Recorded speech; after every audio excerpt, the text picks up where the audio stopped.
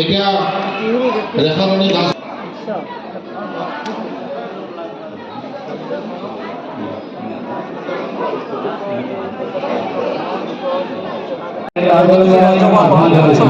অন্তিম দিন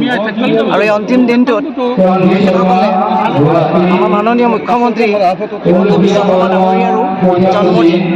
তাৰ লগত সংগতি ৰাখি আজি আমাৰ বকৰাদল হাতীকুছি ৰাজহুৱা সভা মহোৎসৱে মুখ্যমন্ত্ৰীৰ প্ৰতি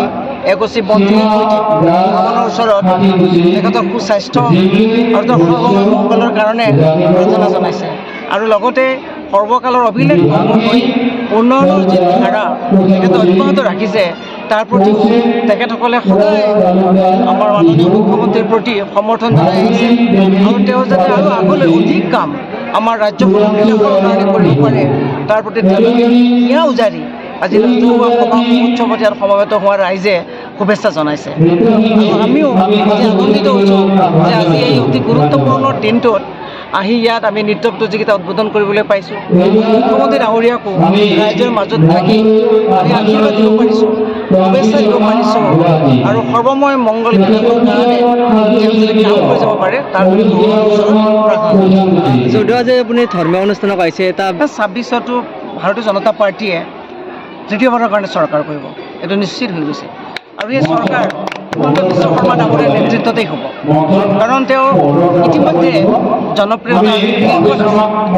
যি কথা অসমৰ মানুহে ভবাই নাছিল ইমান কাম মাননীয় মুখ্যমন্ত্ৰী মহোদয়ে কৰিব পাৰিব যি কাম কংগ্ৰেছে ভবা নাছিল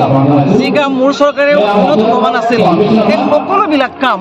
মুখ্যমন্ত্ৰীয়ে অতি দক্ষতাৰে আৰু ভৱিষ্যত চিন্তাৰে কৰিছে আৰু সেইকাৰণে অসমৰ ৰাইজে তৃতীয়বাৰৰ কাৰণে চৰকাৰ আনিবৰ কাৰণে সিদ্ধান্ত লৈছে আৰু পৰিৱেশ আৰু পৰিস্থিতিয়ে 100তকৈও অধিক চিট লাভ কৰাৰ কাৰণে নিৰ্মাণ হৈ আছে যিহেতু আপোনালোকে জানেই যে মই সদায় সক্ৰিয় ৰাজনীতিতে আছোঁ যোৱাবাৰ মোৰ চিটটো এলায়েন্সৰ কাৰণে এৰি দিবলগীয়া আছিল বৃহত্তৰ স্বাৰ্থৰ কাৰণে আমি আছোঁ আৰু এইবাৰ বৰমুখ সমষ্টিটো প্ৰায় 4টা সমষ্টি বিভক্ত আৰু প্ৰায় 2খন মৌজা আৰু তিহু মৌজা লৈ পেলাই আৰু অন্যান্য অংশকো লৈ পেলাই এটা নতুন সমষ্টি ইয়াত নিৰ্ধাৰণ কৰা হৈছে তিহুৰ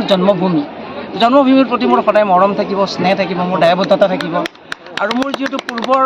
নামাতি মৌজা নাম্বাৰ মৌজা আছে মোৰ জন্মভূমিৰ তিহু মৌজা ইয়াত আছে তো প্ৰাথমিকভাৱেই